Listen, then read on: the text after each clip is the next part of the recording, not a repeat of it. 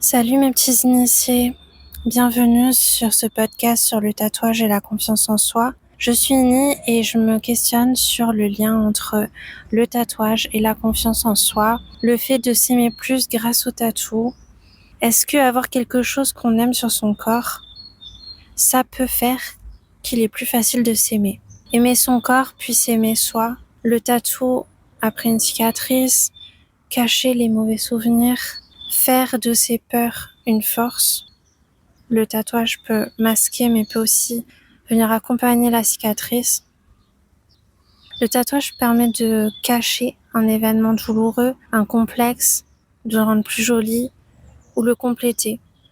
La différence, c'est qu'on peut masquer une cicatrice ou un grain de beauté dont on a honte ou autre chose, ou laisser la cicatrice ou la brûlure visible et l'accompagner artistiquement. Comme ça, elle fait partie du tatouage. Personnellement, je comprends pas trop pourquoi cacher un grain de beauté.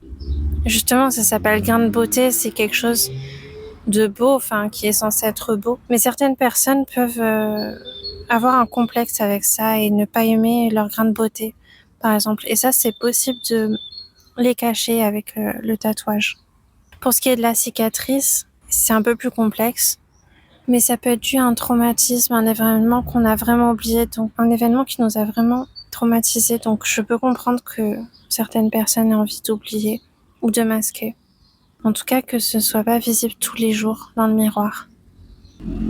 Et justement, je trouve que c'est bien d'avoir la liberté de choisir entre le fait de cacher ou non, parce qu'il y a plein de projets imaginables dans les deux cas, ce qui va combler à la fois la personne tatouée et l'artiste. On peut aussi décider de laisser visibles ses cicatrices et de les afficher fièrement et justement d'en faire une force dans ce sens-là. Et dans ces deux cas, le tatouage permet de surmonter cette épreuve. À titre d'exemple, je me baladais sur Instagram et j'ai trouvé des images de tatouages justement qui sont assez courants pour les cicatrices. Pour les cicatrices visibles, on a une image avec un poisson. La cicatrice, elle correspond à l'arête du poisson pour la partie visible, et on voit la tête et la queue qui ont été rajoutées en tatouage. Une autre image, c'est une fermeture éclair, soit avec les traits et le bout de la fermeture éclair, soit juste le bout de la fermeture éclair. Après, j'ai trouvé aussi un papillon. Au milieu, il y a la cicatrice, donc qui forme un trait, sur des traits un peu épais, avec les ailes autour. Des deux côtés, ça fait vraiment la symétrie. Je pense que c'est un peu moins courant, mais le poisson et la fermeture éclair, j'en avais vu plusieurs comme ça. Il y en a une qui est vraiment stylée, ça part d'une grande cicatrice, mais elle est totalement recouverte, et ça fait comme si la peau, c'était un mur brisé. Donc on voit les petites fissures un peu partout. Ça, c'est un modèle qu'on peut retrouver pour une cicatrice. C'est le mur brisé autour, ou juste des traits qui représentent cette cassure. Et à l'intérieur, comme c'est au niveau de la jambe, c'est fait une jambe de robot un peu. Là, dans celui que je vois, c'est avec des spirales autour, comme un renforcement au niveau de la structure. Voilà, donc on a des images qui sont avec des modèles plus ou moins uniques, parce que l'artiste dessine avec son style, à sa façon, et les modèles, les dessins sont plus ou moins courants. Mais justement, le défi, c'est de trouver à chaque fois une nouvelle idée d'image, de dessin qui correspond à la cicatrice de la personne. Autre exemple que j'avais trouvé cette fois-ci pour une brûlure, c'est une tache, comme si la brûlure était une tache de vin, et à côté on a une coupe penchée. Donc c'est la coupe qui se renverse, ou alors une bouteille. Je sais plus si j'avais vu, mais il me semble peut-être avec une bouteille aussi de vin par exemple. Après, on peut imaginer une tache de autre chose que du vin, mais c'est toujours la cicatrice visible. Après, je regarde une autre image, c'est complètement recouvert. Tu vois, en bas du ventre, certaines femmes ont une cicatrice au bas-ventre, et là, elle est recouverte de fleurs. Et ça, c'est un choix de dessin qui a beaucoup été fait aussi. C'est cet ensemble de fleurs avec des feuilles autour, tout au long de la cicatrice. Elle est complètement recouverte et c'est super joli. Les blessures sont pas forcément toujours visibles. Et le tatou aide aussi pour ces souvenirs douloureux. Et là, je parle mentalement, non physique. Il peut s'agir d'un décès, d'un événement triste, mais pas seulement. Ça peut être un événement super positif comme une naissance, un accomplissement. Beaucoup de personnes se font tatouer quelque chose suite à un décès qui leur rappelle leurs proches, le lien qu'elles avaient et qu'elles ont toujours avec ses proches, par justement cette symbolique. J'adore parce que j'enregistre dehors et il fait beau, on entend le petit bruit des oiseaux, c'est chill, c'est posé. C'est quelque chose que je voulais faire depuis longtemps et là j'ai l'occasion de le faire et ça fait vraiment du bien. Je pense que je ferai plus de podcasts dehors comme ça. Alors je disais, il y a aussi des tatouages super positifs comme des naissances. Se faire tatouer le prénom de ses enfants ou quelque chose qui nous rappelle nos enfants ou la naissance d'une personne qui est super importante pour nous. Un accomplissement, alors j'ai pas d'exemple précis mais ça peut être quelque chose de personnel. Une phrase qui nous rappelle un projet qu'on a réussi à accomplir. Et parfois c'est très personnel et c'est pas sur une autre personne mais sur soi-même.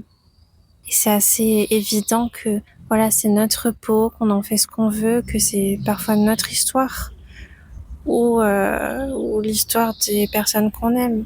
Voilà. La personne se décide à faire un tatouage qu'elle souhaite avoir un beau jour ou qu'elle attendait depuis longtemps. Ça peut être un projet qu'on avait en tête il y a très longtemps et qu'on veut toujours faire. Et c'est ça que je trouve intéressant, c'est l'attente de se faire un tatouage. Ça fait très très longtemps qu'on a envie d'avoir sur nous. Rien que l'attente peut permettre d'être encore plus fier lorsque le jour du tatouage arrive. Et parfois, ça met beaucoup de temps de pouvoir arriver à avoir un rendez-vous. Et c'est cette fierté qui peut amener à la confiance en soi, je pense. C'est important parfois d'attendre, de pas se précipiter, de pas faire le tatou sur un coup de tête pour pas le regretter et être sûr que c'est vraiment ce qu'on veut. Donc ça amène à la question de regretter un tatouage. Et à quel moment on peut regretter un tatouage? Ok, ça paraît évident qu'il faut prendre son temps, mais à l'inverse, faire un tatou spontanément ne veut pas forcément dire le regretter plus tard. Ça peut traduire l'émotion du moment. Ça peut être une envie très forte, une révélation, ou quelque chose qui ne s'est pas dévoilé avant, mais qui était là dans un coin de notre tête. Peut-être quelque chose qu'on a toujours voulu inconsciemment. Et un beau jour, on se lève et on se décide. Peut-être que ça a l'air d'être irréfléchi sur le moment, mais en fait, on a juste osé, enfin. On peut se demander alors si on peut regretter un tatouage qui soit spontané ou réfléchi. Moi, je sais que je regretterai aucun tatouage à partir du moment que c'est quelque chose que j'aime. Ça peut être un souvenir, quelque chose qui m'émerveille, quelque chose de mon enfance, mais plein d'autres choses en fait. C'est quelque chose que j'ai choisi, c'est des choses personnelles. Je ferai peut-être un podcast sur des idées de tatouage. N'hésite pas à me dire dans les commentaires si ça t'intéresse. Ça peut être un tatouage symbolique, et quand il a une symbolique qui est importante pour nous, c'est quand même rare qu'on le regrette. Et ça peut être aussi un tatouage esthétique, qu'on le trouve simplement beau, qu'on veut quelque chose de joli sur soi. Pour chaque personne, cette expérience peut être différente. On peut faire un tatou juste parce que c'est quelque chose qui nous attire et qu'on aime ça visuellement. Donc ça peut pas être juste l'amour de soi grâce au tatou, mais on peut déjà avoir confiance en soi avant d'avoir fait le tatouage. Et déjà s'aimer. On va aimer son tatouage indépendamment de la confiance en soi, par exemple. Dans mon cas, j'avais déjà un peu plus confiance en moi avant de me faire tatouer. Mais le tatouage, ça a été une révélation. Je pense que j'aime encore plus mon corps avec, et ils font partie de moi, de ma personne. Parce que c'est moi qui les ai tous dessinés. Parce que quand je me regarde dans le miroir, je me rends compte que j'avais peut-être oublié qu'ils étaient là, mais ils font vraiment partie de moi et c'est ancré et c'est comme une extension de soi.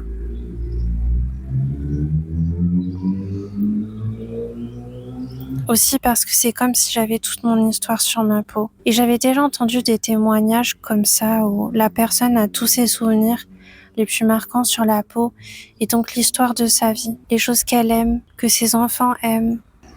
Et ça peut être tout simplement un dessin animé que ses enfants aiment et elle représente un personnage de ce dessin animé.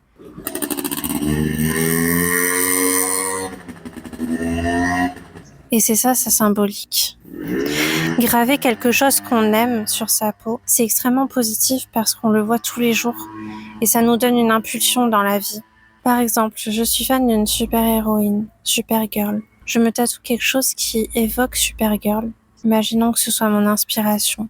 Même si c'est un personnage fictif, ça peut être un modèle qui nous motive dans la vie, qui nous donne de belles valeurs.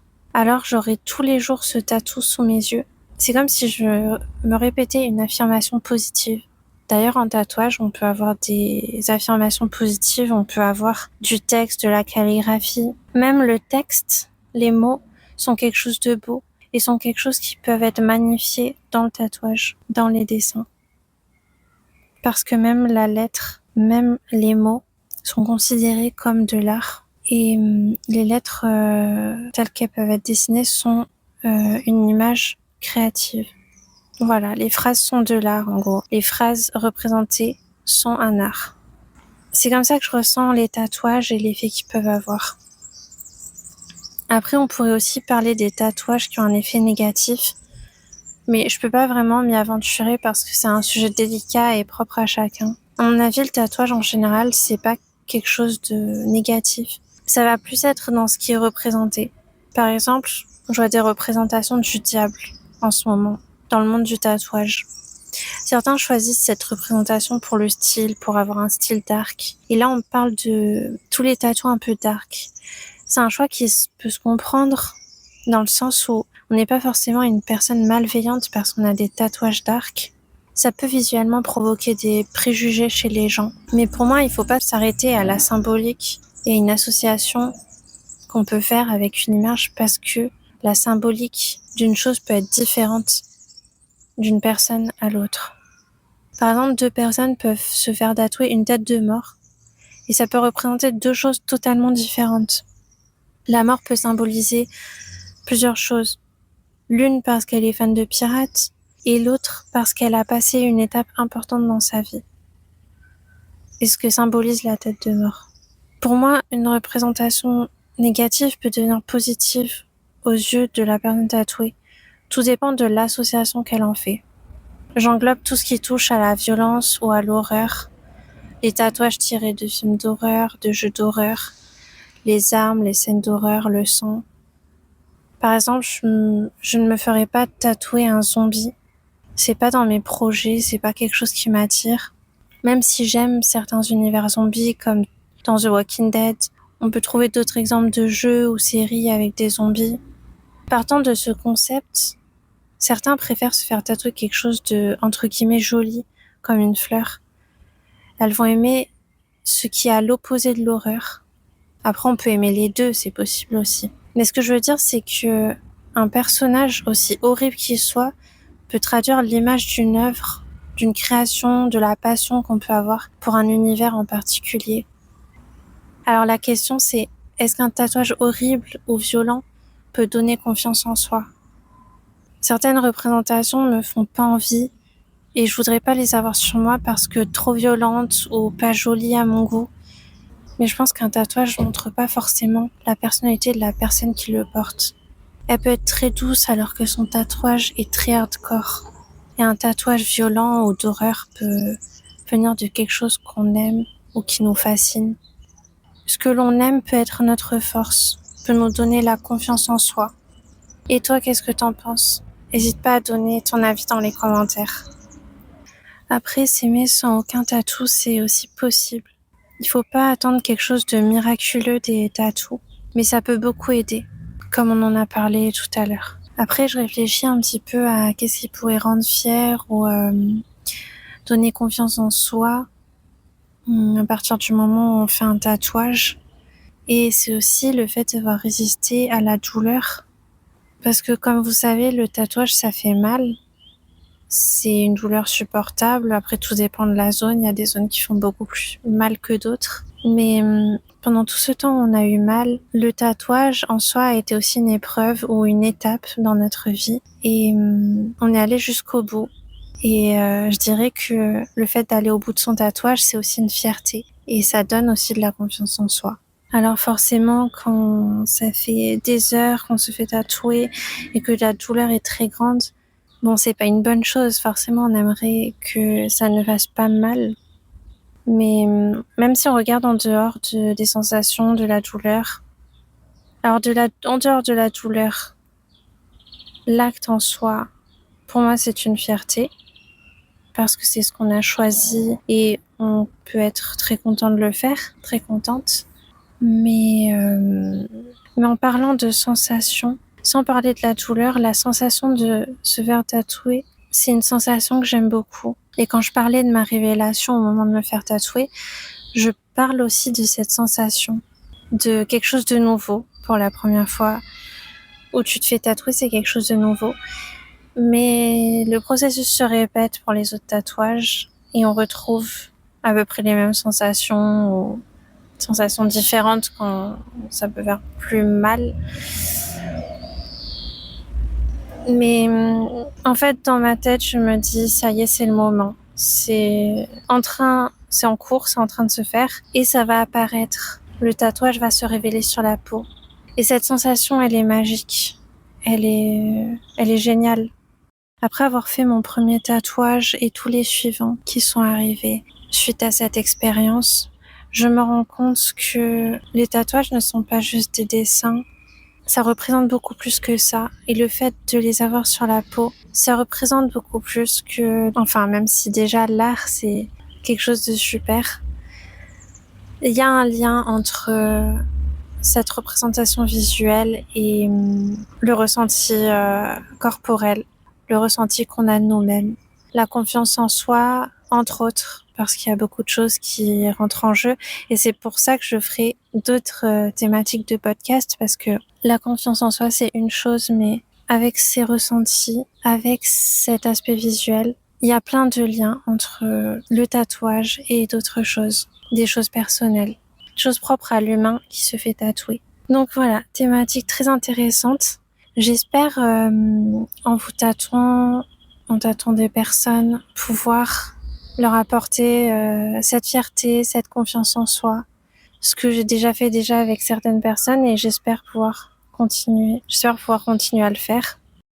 Pour moi, le tatouage, c'est un moyen de s'affirmer, d'affirmer qui on est, de montrer sa personne au grand jour, d'afficher d'afficher tout ce qu'on aime sur sa peau, tout ce qui fait notre personne. Alors toi, Aya, justement, je voulais te demander, ça y est, je bug. Bah, moi, tu parlais de te montrer au grand jour, mais moi, comme j'habite toute l'année en Suède, pour se montrer au grand jour, c'est pas évident. Du coup, j'ai fait des tatouages phosphorescents. C'est pas vrai, je dis. C'est pas vrai. Bon. Alors toi, qu'est-ce qui te permet de t'affirmer avec les tatouages? Qu'est-ce qui fait que les tatouages te donnent la confiance en toi? C'est une question très vaste. Parce que j'ai passé toute ma vie sans tatou. J'ai fait mon premier tatou à l'âge on était à jeun, c'était en 2020. Oh, j'ai fait mon premier tatou à l'âge de 30 ans. Et en fait, je pensais que j'allais en faire qu'un seul. Je pensais pas que ça me plairait autant. En fait, à la base, je sais pas comment ça m'est venu. C'est quelqu'un que je connaissais, il était artiste et je voyais qu'il faisait du tatou. Mais c'est vrai que ça faisait un moment où je voulais faire un tatouage. Et je me suis dit, pourquoi pas habiller ma poitrine, parce que c'est une partie que j'adore mettre en valeur, notamment liée à ma morphologie. Et je me suis dit, mais pourquoi pas faire quelque chose de symbolique?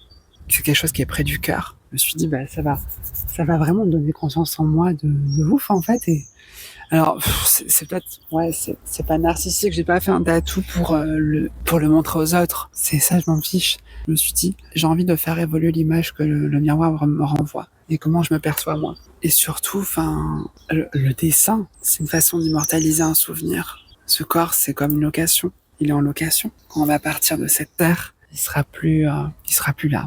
Alors autant faire quelque chose dessus. C'est une œuvre d'art. On est une œuvre d'art. Ouais. Alors c'est un peu comme quand t'achètes un meuble à Ikea. Bon, au final, t'as toujours envie de coller des stickers dessus ou des choses, quoi. En fait, le corps, c'est la toile vierge au début. Ça, c'est bien Et dit, après, c'est recouvert de dessins, d'écriture. Voilà. Et du coup, quand j'ai vu sur ma poitrine, en fait, j'ai 2 ailes d'ange. Et de profil, ça forme un dragon chinois, asiatique. Et en même temps, il y a 2 yeux. Donc de face à face, ils se regardent. Et en face, ça donne l'impression qu'il y a 2 yeux qui nous regardent. Avec ton blaze en plein milieu du cœur. Et nos 2 prénoms raccordés. Déjà, ça me donne énormément confiance parce que c'est comme si t'étais toujours avec moi. T'es sur moi. T'es toujours avec moi. Ce sont tes yeux, c'est ton blaze, c'est notre blaze. Il y a la croix égyptienne aussi de chaque côté de notre nom. Ça donne un sentiment d'immortalité. Du coup, j'envoie un message aux gens en disant, voilà, ça c'est moi. C'est ma personnalité. Et personne ne peut me copier. Et surtout, je ne veux surtout pas ressembler aux autres. Parce que c'est un ennui à mourir. Trop de gens se ressemblent aujourd'hui. C'est la Kardashian. À part justement les gens qui affirment leur style. Ouais, voilà, c'est une façon de s'affirmer. Et moi, je trouve que c'est une des meilleures façons de s'affirmer. Ça nous donne un côté artistique. Que les gens aiment ou pas. Tout à l'heure, je marchais, il recommence à faire beau. Je me suis dit, waouh, je vais enlever mon haut et je regardais mes tatous et je me disais, waouh, j'ai déjà fait tout ça. Et je vais encore en faire. Je pensais pas que... C'est bien, j'ai toujours entendu cette phrase, quand on commence à en faire un, après on peut plus s'arrêter. Et c'est tellement vrai. Oh là là. Je pensais pas tomber dans ce piège. C'est une addiction. C'est un bon piège. C'est une bonne addiction. Ouais.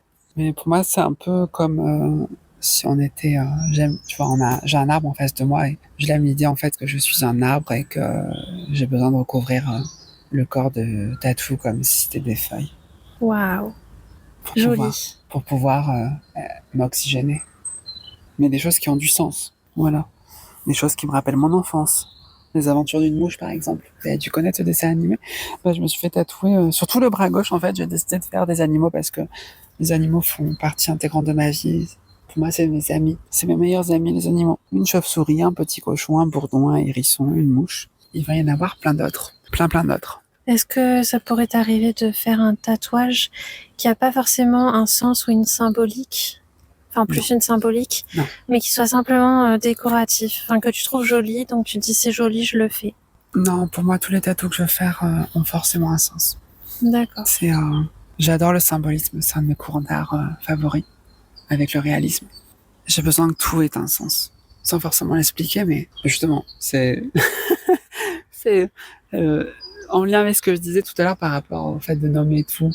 Le fait qu'il y ait un dessin sur moi, c'est une façon pour moi de dire et de renvoyer un message. C'est un symbole et il n'y a pas besoin de le nommer pour comprendre qui je suis.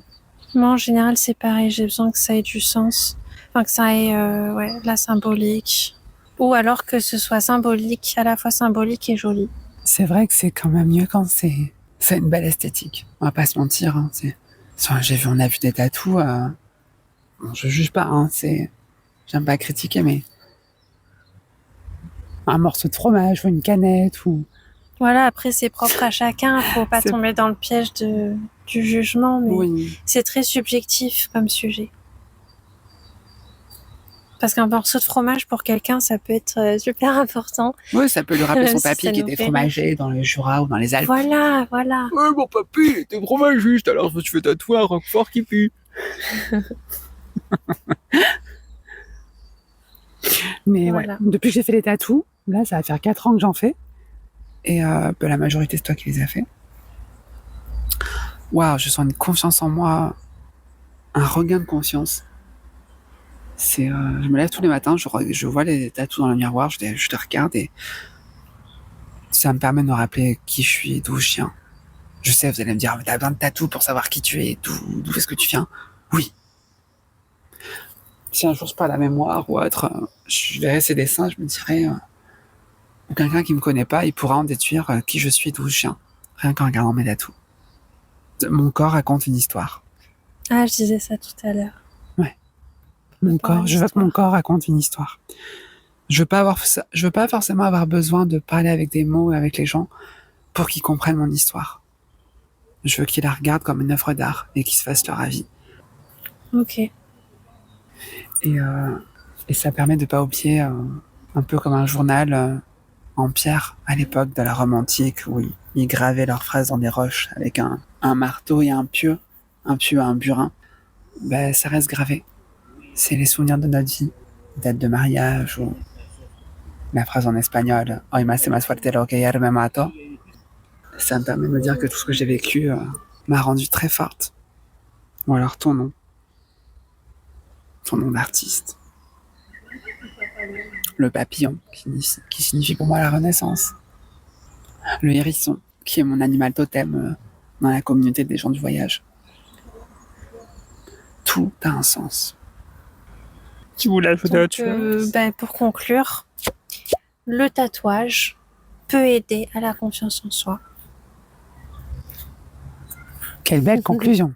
Tu peux ajouter quelque chose, c'est pas tant, il n'y a pas que ça qui redonne confiance en soi, c'est que pour moi il y a le corps humain, il est nu, c'est la base. Mais le tatouage, ça vient fabriquer l'œuvre d'art que tu es, de base. On est un bloc de marbre vierge.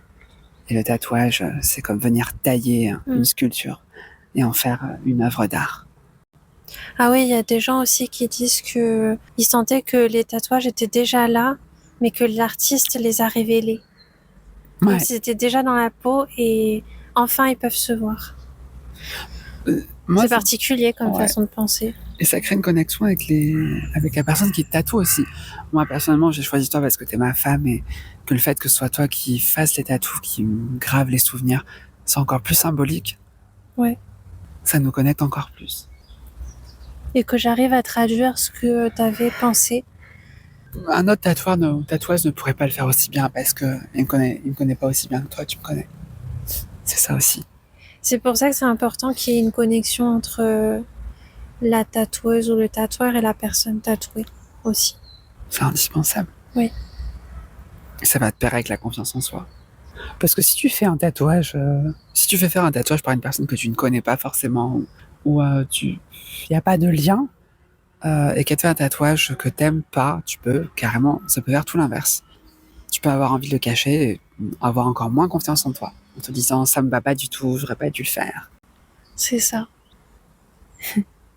Puis ça reste aussi une sorte de fantasme qu'on réalise en se disant toute notre vie, on a passé notre enfance à faire des dessins et les gens parlent l'art, j'ai l'impression que c'est toujours réservé à une caste.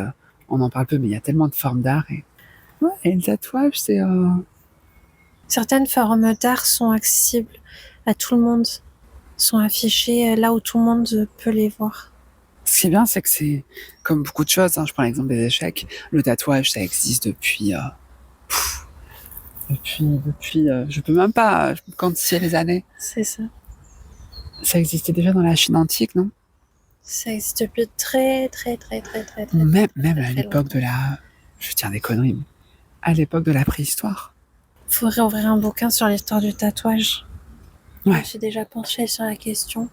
Mais ça existe presque depuis que le dessin existe, on va dire. Vu que très vite, ils ont commencé à dessiner, puis dessiner sur la peau et sur tout type de surface. Ouais. Mais disons que c'est compliqué de savoir exactement quand ça a débuté, vu que c'était il y a très longtemps. Enfin voilà, je peux dire, hésite pas à partager aussi ton histoire avec les tatouages et en quoi ça te donne confiance en toi dans les commentaires. Et nous, on va aller se faire un café. Ouais. On va aller prendre un petit goûter. Cool. Merci à tous pour l'écoute et n'hésitez pas à liker, à mettre des pouces ou des doigts, tous les doigts que vous voulez. Si vous avez plus de pouces, mettez l'annulaire. On s'en fiche. Tant qu'il y a un doigt, les doigts de pied ou un doigt artificiel, mettez des doigts. Voilà.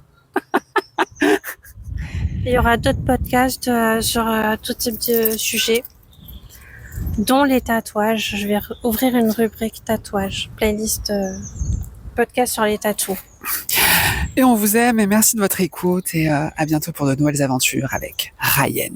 Oui. Au revoir. Merci, au revoir.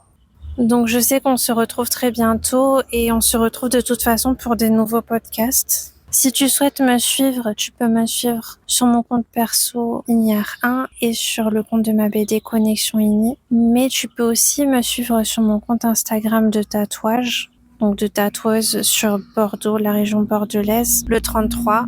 Le compte Instagram c'est ini-inc. Et tu peux aussi découvrir ma petite boutique inishop1.myshopify.com. N'hésite pas à donner tous tes avis dans les commentaires. Je répondrai à tout, bien sûr. Mettre un petit like peut-être et t'abonner, ça ferait plaisir aussi. Merci d'avoir écouté ce podcast. Et à bientôt les initiés. À bientôt. Ciao, ciao.